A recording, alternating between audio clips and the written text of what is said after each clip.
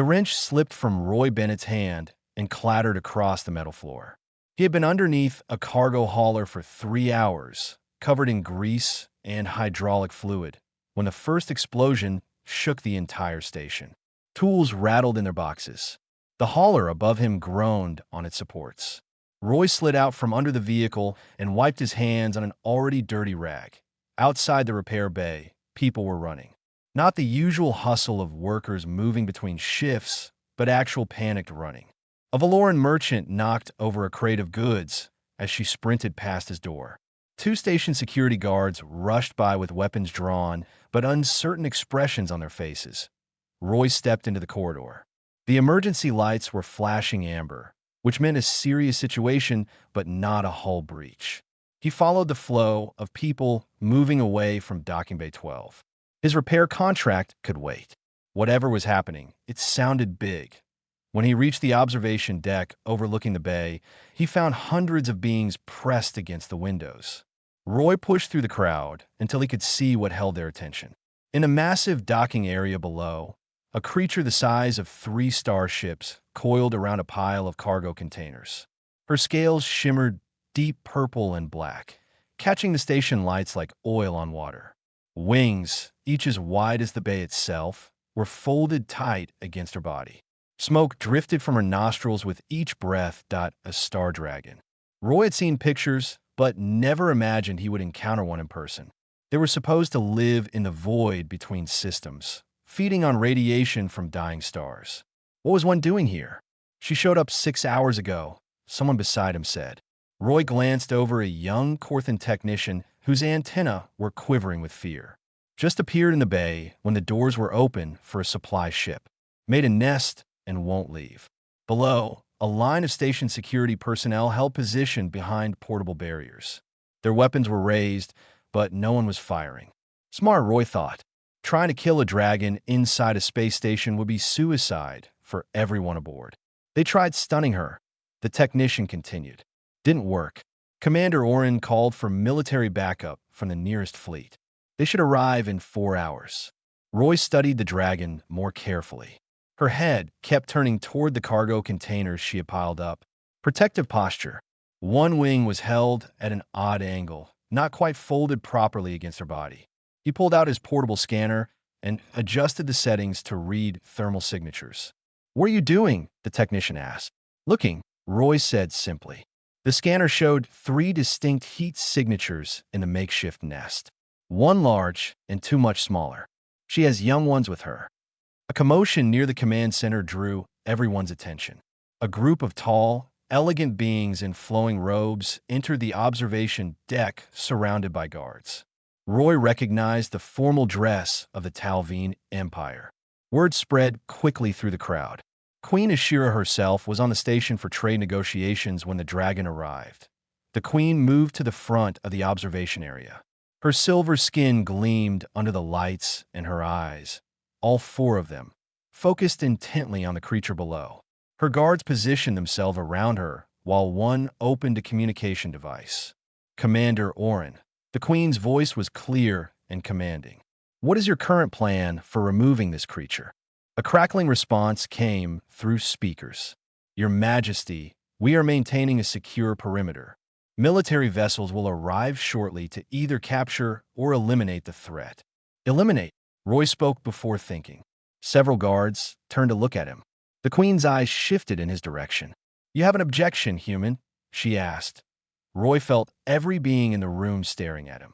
He cleared his throat. "She has babies in that nest. 2 of them. And her wing is damaged. She's not attacking. She's protecting her young because she can't fly them to safety." The Queen studied him for a long moment. "You could determine this from here." Thermal scanner. Roy held up his device. "And watching her behavior. See how she keeps circling back to the same spot? That's where the young ones are. And that wing, the left one, it's not folding right. Something's wrong with it." Commander Oren's voice came through the speakers again.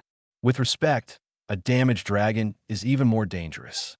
We cannot risk the safety of this station and its 20,000 inhabitants." "What is your name, human?" the Queen asked. "Roy Bennett. I'm a mechanic. Got a repair contract for the haulers in Base 7. A mechanic." The queen seemed amused. And you believe you understand this creature's intentions better than our security experts? Roy shrugged. I fix things. Ships, machines, whatever breaks. But the principle is the same. When something's acting wrong, there's usually a reason. Fear, damage, malfunction. That dragon isn't here to hurt anyone. She's stuck and scared. One of the queen's advisors whispered something to her. She nodded and looked back at Roy. Commander Oren is preparing for military intervention. They will attempt to drive the dragon out with force. If that fails, they will kill it. That's a mistake, Roy said. Then what would you suggest? Let me try talking to her. The observation deck went silent. Then someone laughed. Others joined in. Even some of the guards smiled. The queen did not laugh. You wish to approach a star dragon? Someone should try before shooting starts. Dragons are intelligent. Maybe more intelligent than us. If she understands I'm not a threat, maybe she'll let me help. Help how? Fix whatever's wrong with her wing. Get her and her young somewhere safe. Then she can leave on her own. Queen Ashira turned to look at the dragon again. The creature raised her massive head and released a low rumble that vibrated through the station structure. Roy could feel it in his chest. Commander Oren, the queen spoke into the communication device. Delay military intervention. Give this human 1 hour to attempt his approach. Your Majesty, I must protest. 1 hour, Commander. If the human fails, we proceed with your plan. The queen looked at Roy. All 4 eyes fixed on him with an intensity that made him want to step back. You have 60 minutes, mechanic. Do not waste them. Roy took the service elevator down to the bay level alone. The guards had tried to insist on an escort, but he refused. More people would only make the dragon more nervous. He carried his standard repair kit and a medical supply pack borrowed from the station's veterinary center. The elevator descended slowly, giving him time to think about what he was doing. This was completely insane. He knew that. Star dragons could breathe plasma hot enough to melt titanium. One swipe of those claws could cut him in half. But he had seen the way she protected those cargo containers. The careful way she moved despite her size. Intelligence showed in every action. The elevator doors opened to an empty corridor. Everyone had been evacuated from this section. Emergency lighting cast everything in harsh white and shadow. Roy walked toward the bay entrance, his boots echoing in the silence. Above him, he knew hundreds of beings were watching through cameras and observation windows. The Queen was watching. Commander Oren was watching. The whole station was holding its breath. The bay door. He paused. His hand hovered over the access panel. Last chance to turn back. Last chance to let the military handle it their way. He pressed the button.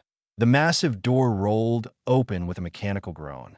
Beyond it, the docking bay stretched out like a metal cavern. Ships in various states of repair lined the walls. Equipment and cargo containers were scattered everywhere.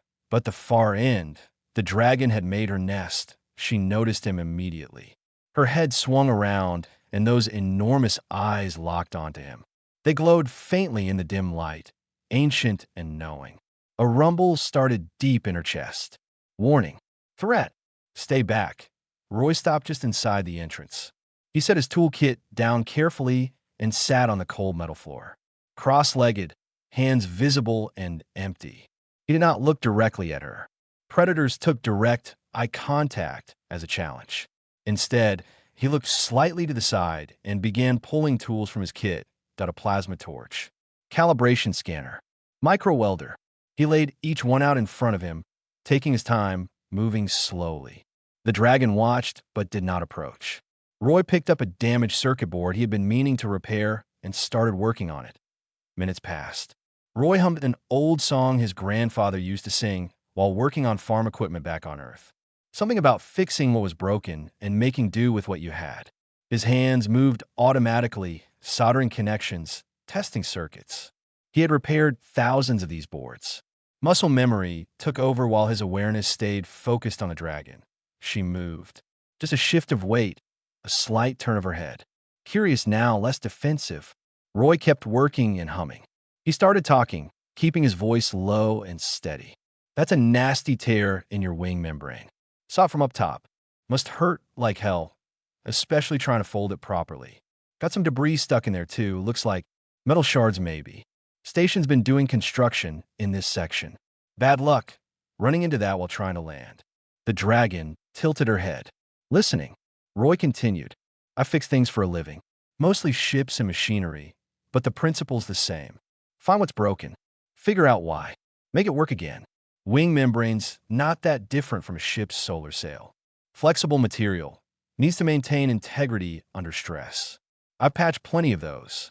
He finished with the circuit board and set it aside.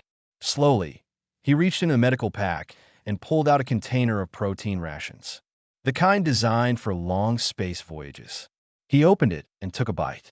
Chewed slowly, then tossed a second ration pack halfway between himself and the dragon. A tea landed with a small thud and slid a few feet across the floor. The dragon's eyes followed it. She sniffed the air. Roy took another bite of his own ration and waited. Several minutes passed. Then the dragon stretched her neck forward. Careful, suspicious. Her massive head lowered until her nose nearly touched the ration pack. Another sniff. A delicate lick with a forked tongue. She picked it up at her teeth and retreated back to her nest. Roy smiled. Progress that up in the command center. Queen Ashira leaned forward in her chair. Commander Orin stood beside her, arms crossed, clearly unhappy with this approach. He feeds it, the commander muttered. This accomplishes nothing. He establishes that he is not a threat. The queen said quietly. Watch how he positions himself. Non aggressive posture. No direct challenges. He gives the creature space and choice. There is intelligence in his method. One of her advisors spoke up.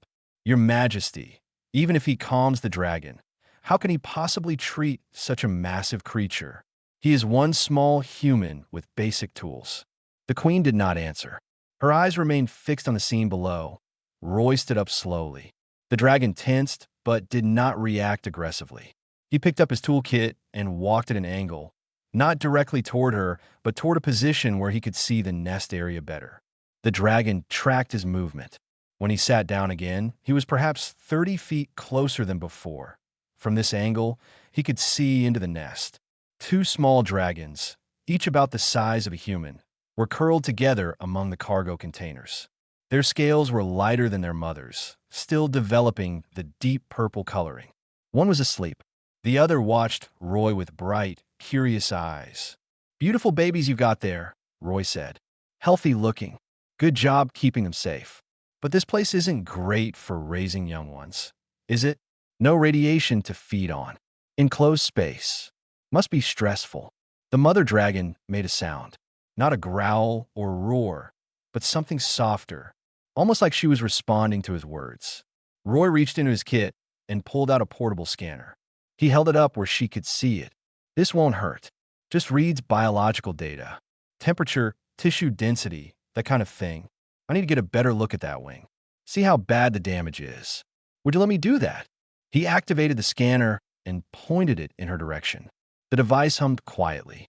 Data scrolled across the small screen. The dragon remained still, allowing the scan.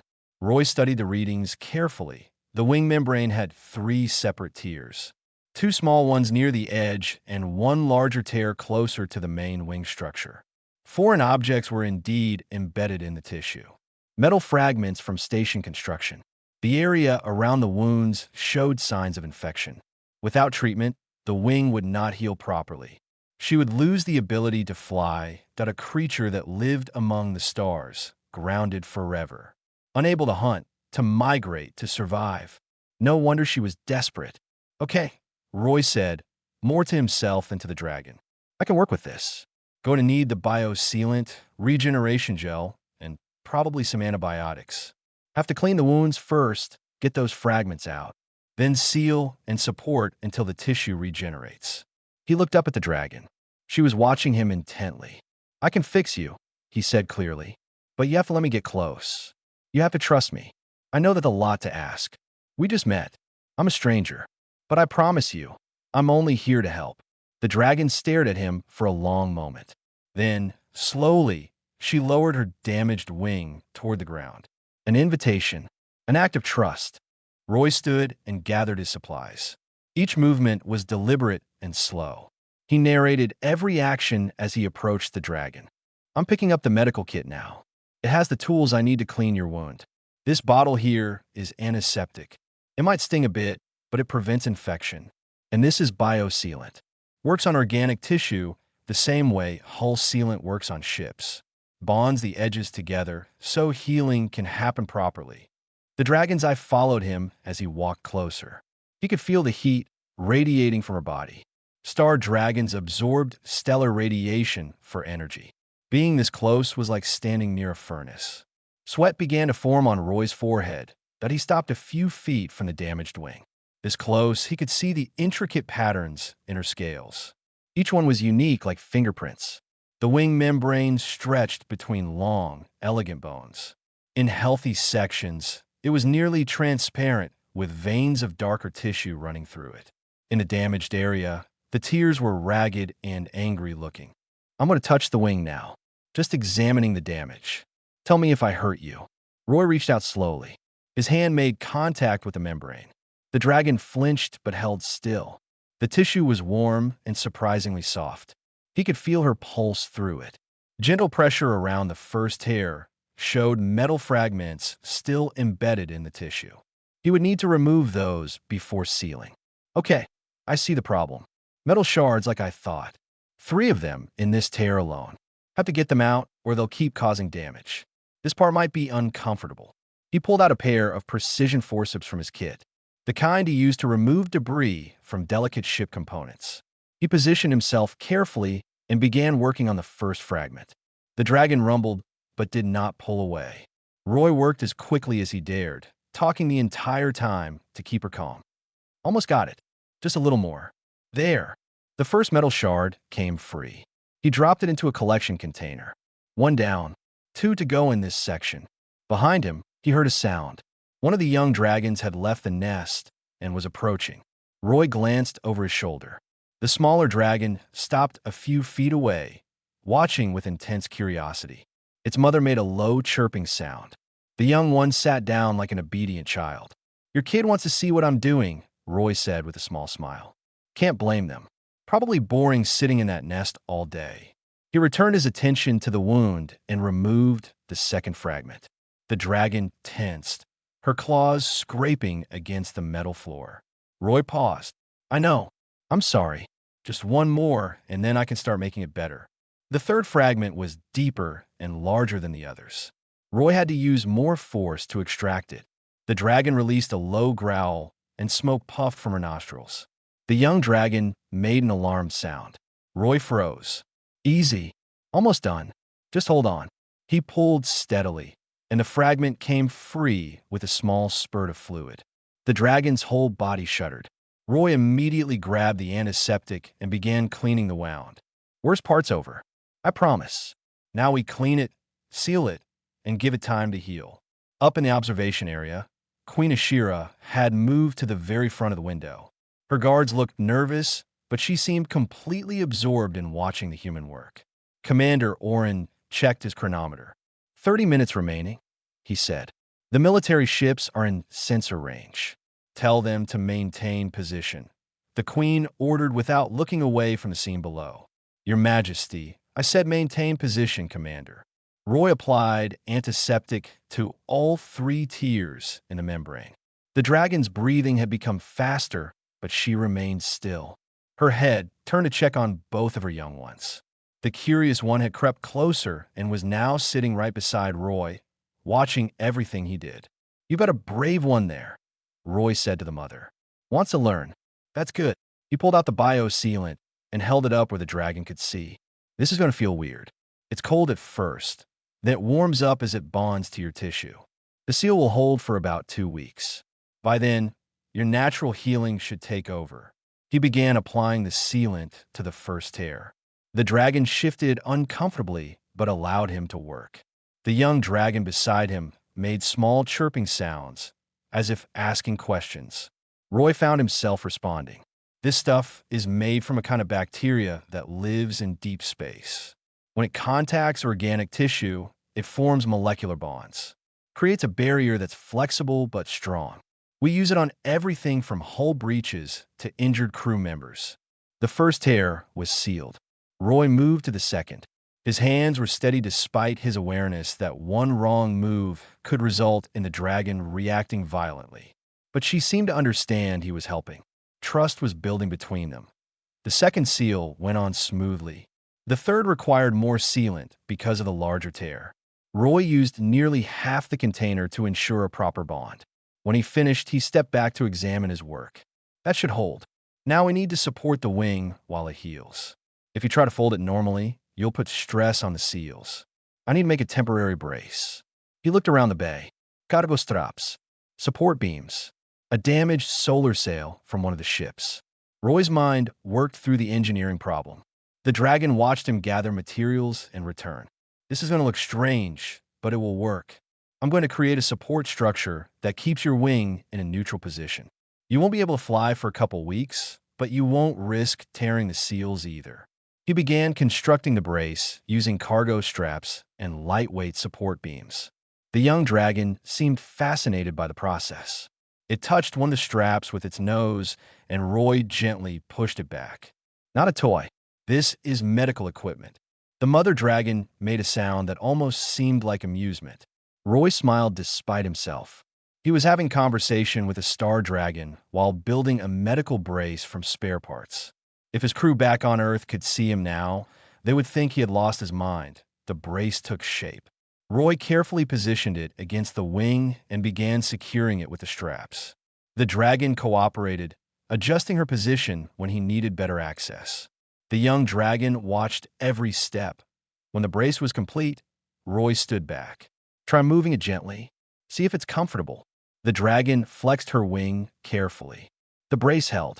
No stress on the sealed tears. She made a satisfied rumbling sound and looked at Roy with what he could only describe as gratitude. "You're welcome," he said quietly. Above them, Queen Ashira finally allowed herself to breathe. She had been holding her breath without realizing it. Beside her, Commander Oren stared in disbelief. "He did it," one of the advisors whispered. "The human actually treated the dragon." The queen nodded slowly. "Not just treated. He earned its trust. I have seen many diplomatic negotiations in my life, but never have I witnessed such pure communication across species."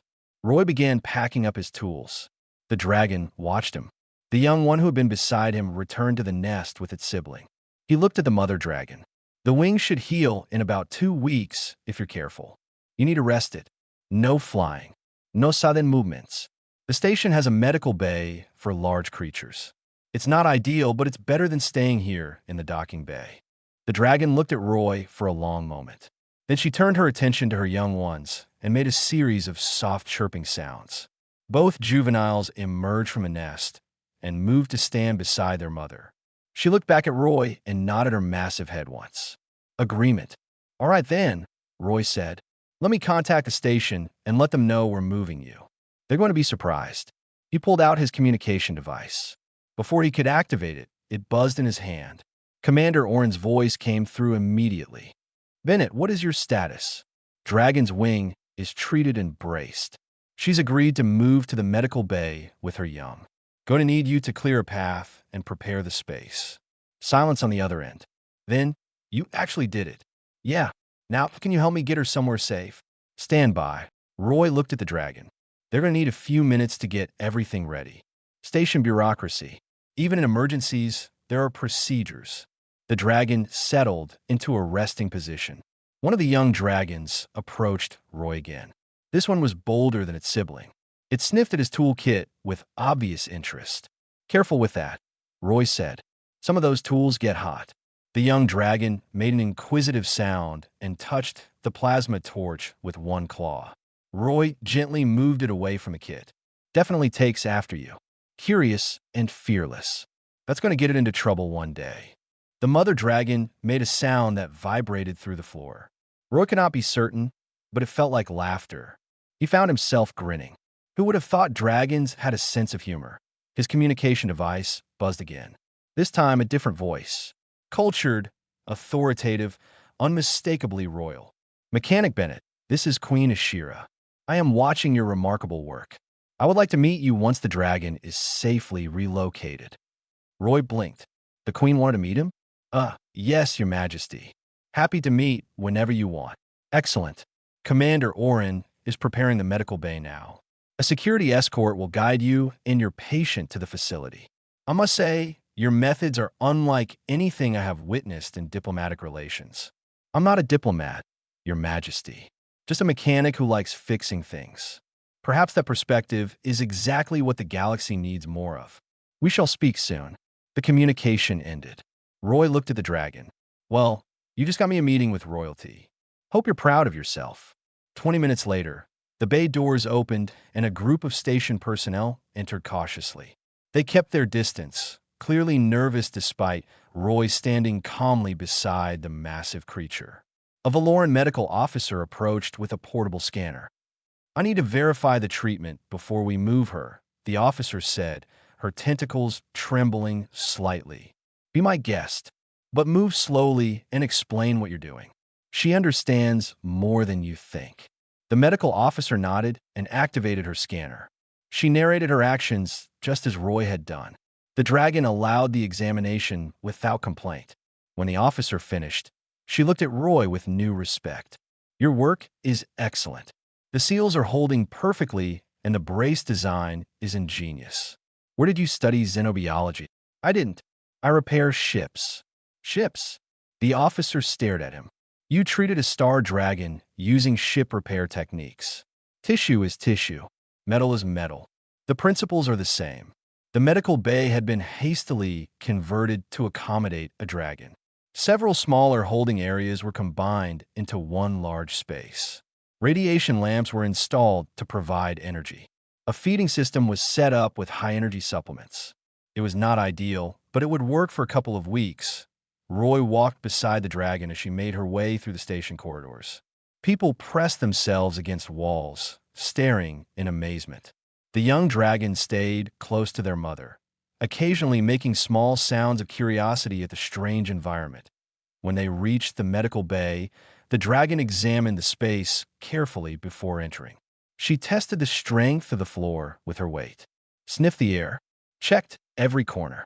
Finally satisfied, she moved inside and settled into the largest section. Her young ones immediately began exploring their new temporary home. The medical officer began setting up monitoring equipment. We'll check on her every few hours. Make sure the wing is healing properly. Is there anything specific we should watch for? Keep the area clean. Make sure she doesn't put weight on that wing.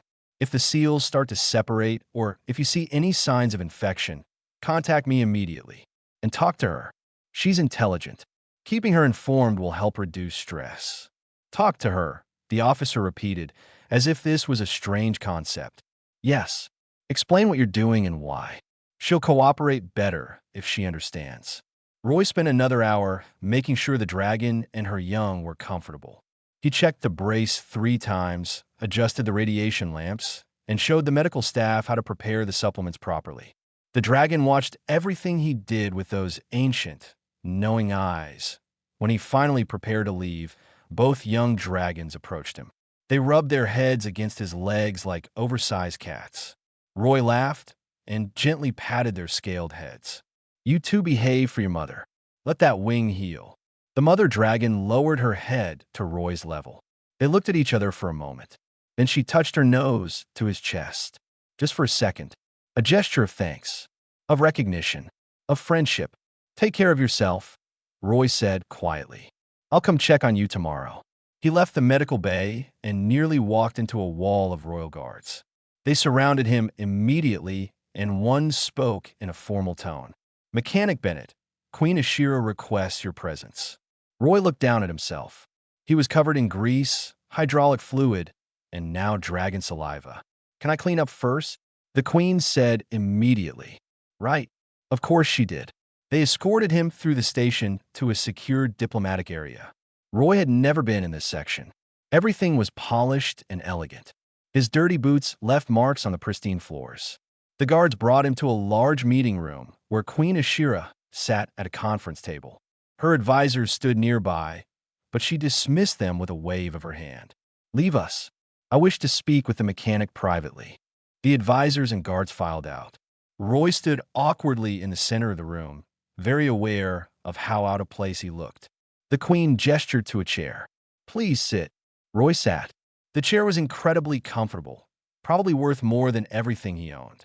The queen studied him with all four eyes. "I watched everything you did in that docking bay.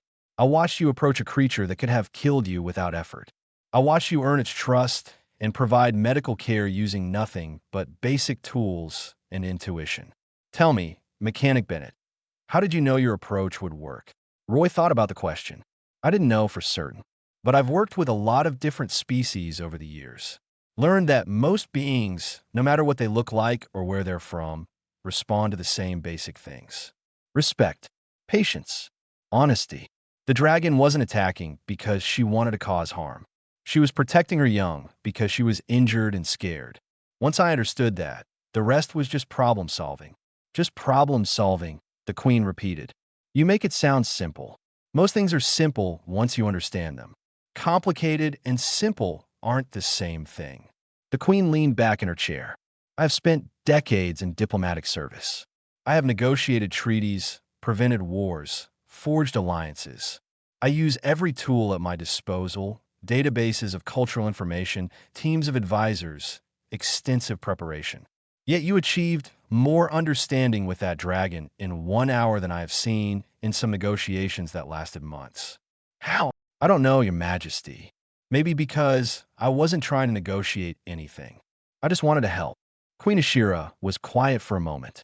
Then she stood and walked to the window overlooking the station. "The Talvine Empire spans 40 systems. We have contact with hundreds of species.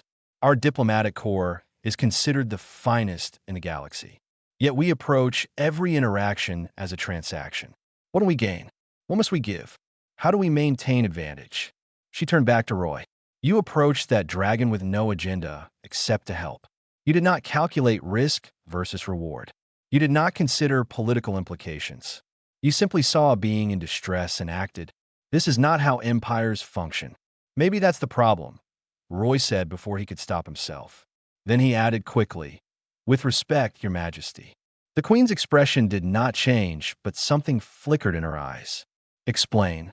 Roy shifted in his chair. "I'm just a mechanic. I don't know anything about running empires. But I know that when you approach a broken machine, trying to figure out how to profit from it before fixing it, you miss what's actually wrong. The dragon didn't need negotiation. She needed someone to see her as a living being with a problem, not as a threat to be managed or an opportunity to be exploited. You believe empires exploit those they encounter. I think empires do what they think they need to do to survive. Same as individuals. But sometimes survival and success get confused with each other. You can survive without being successful at actually connecting with others. The dragon could have killed me in a second, but she didn't because I showed her I wasn't a threat. I was just another being who wanted to help. No agenda beyond that." The queen returned to her seat. "I asked you here because I have a proposition. The Talvine Empire needs consultants who can bridge gaps between species. Your approach today demonstrated skills that could be valuable in diplomatic situations. I am prepared to offer you a position as a special advisor for interspecies relations. The compensation would be substantial." Roy blinked. "You want to hire me? To do what exactly?" "Accompany our diplomatic teams. Provide perspective. Help us see situations the way you saw that dragon. We have all the data and analysis we could want. What we lack is your instinct for understanding what beings actually need. Your Majesty, I appreciate the offer, but I'm a mechanic. I fix things. I'm not qualified for diplomatic work. You just resolved the crisis that had stumped our security forces and was about to result in military intervention. I would say you're more qualified than most trained diplomats." Roy rubbed his face, leaving a smear of grease on his cheek. "I wouldn't know the first thing about protocols or procedures or any of that formal stuff. I'd probably embarrass your whole empire within a week. Perhaps. Or perhaps you would teach my empire something it desperately needs to learn."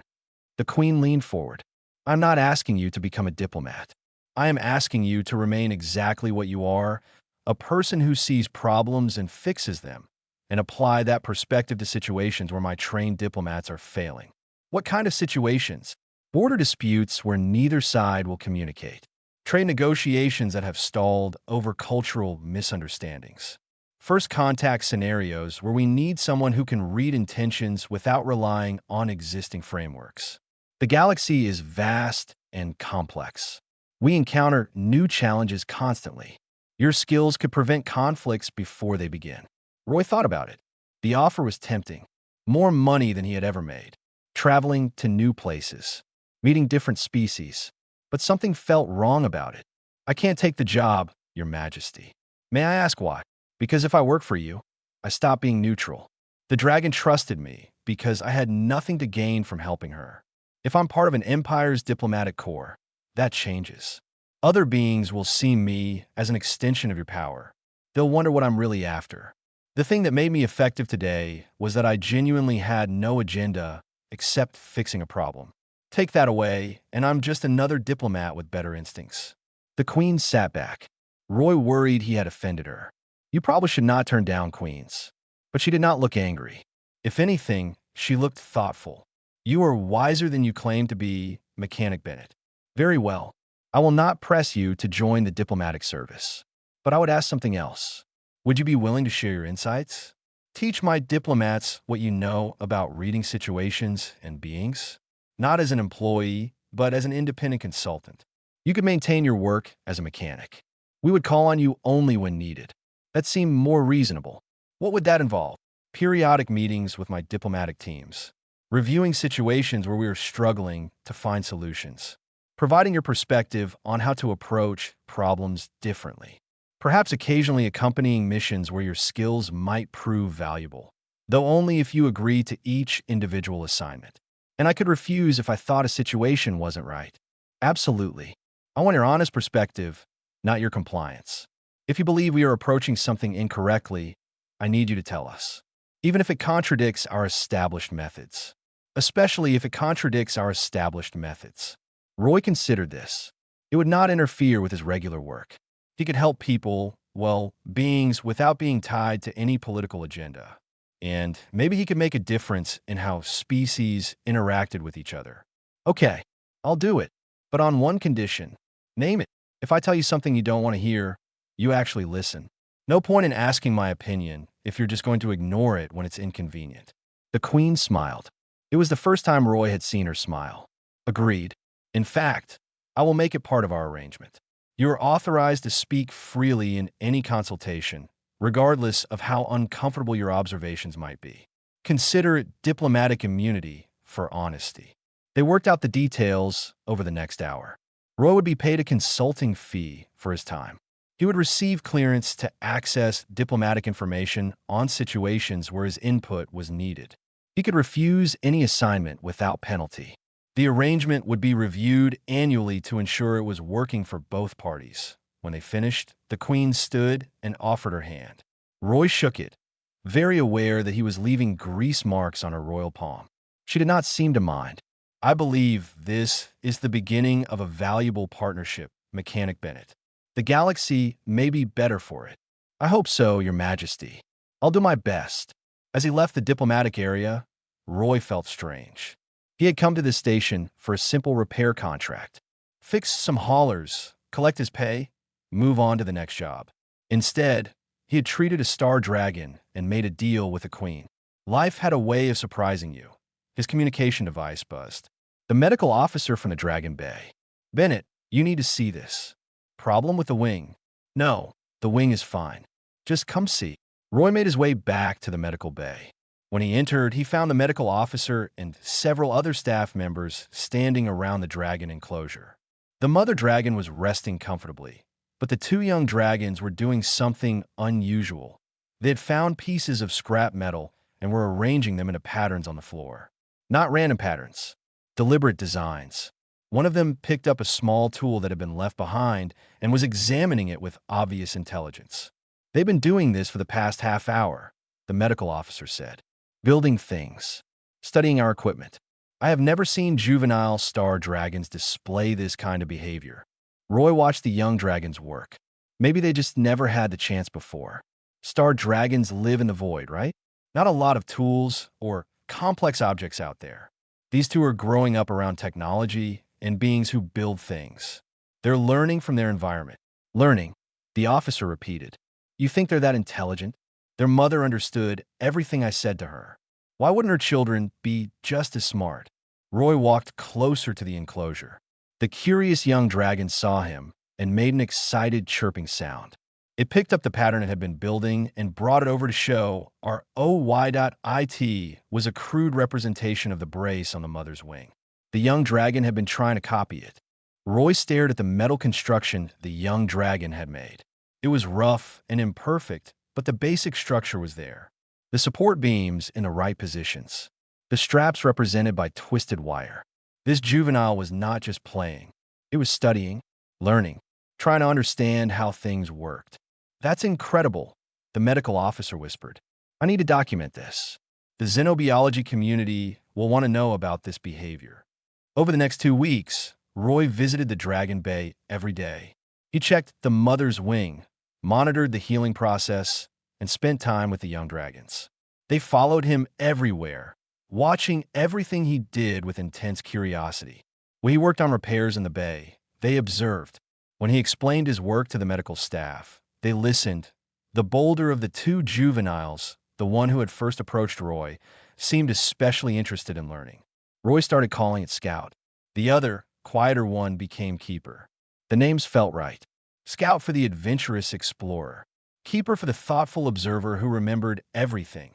Scout began bringing Roy broken objects it found around the medical bay. A damaged data pad, a bent tool, a piece of machinery that had stopped working. Each time, Scout would set the item in front of Roy and make an inquisitive sound. It wanted to see him fix things. You're creating a teaching situation, the medical officer said one day as Roy repaired a scanner Scout had found. The juvenile is deliberately seeking learning opportunities. Smart kid, Roy replied. Takes after the mother. The mother dragon had been watching these interactions with interest. Her wing was healing well. The seals had held perfectly and new tissue was already forming. In another week, she would be able to fly again. But something had changed in the way she looked at Roy. It was not just gratitude. It was something deeper. Recognition. Respect between equals. Queen Ashira visited the medical bay on the 10th day. She wanted to see how the treatment was progressing. Roy gave her a tour of the facility and explained the healing process. The queen watched Scout and Keeper with fascination. They are learning from you, she observed. They're learning from everything. I'm just one source. No, they have access to dozens of staff members, various equipment, the entire medical bay environment. But they bring their questions to you. They seek you out specifically. Why do you suppose that is? Roy shrugged. Maybe because I talk to them like they're intelligent instead of just animals. Perhaps. Or perhaps they recognize something in you. A kindred spirit. A teacher who respects their capacity to learn. The queen paused. I've been thinking about our conversation. About empires and how they function. You were correct that we approach interactions as transactions. But I am beginning to understand that this limits us. How so? We miss opportunities. We categorize beings based on their technological level, their political structure, their resources. A species is valuable or not valuable based on what they can provide. But what if value exists beyond transaction? What if a species has worth simply because they exist, because they can teach us things we never thought to ask? Roy looked at the dragons. Yeah, exactly. I am implementing new protocols across the Talveen diplomatic service. Based on our discussions, we will train diplomats to approach situations with the question, what does this being need, rather than, what can we gain from this being? It is a small change in phrasing, but I believe it will make a significant difference. It might, or it might just be words. Real change happens when people actually mean it. The queen smiled.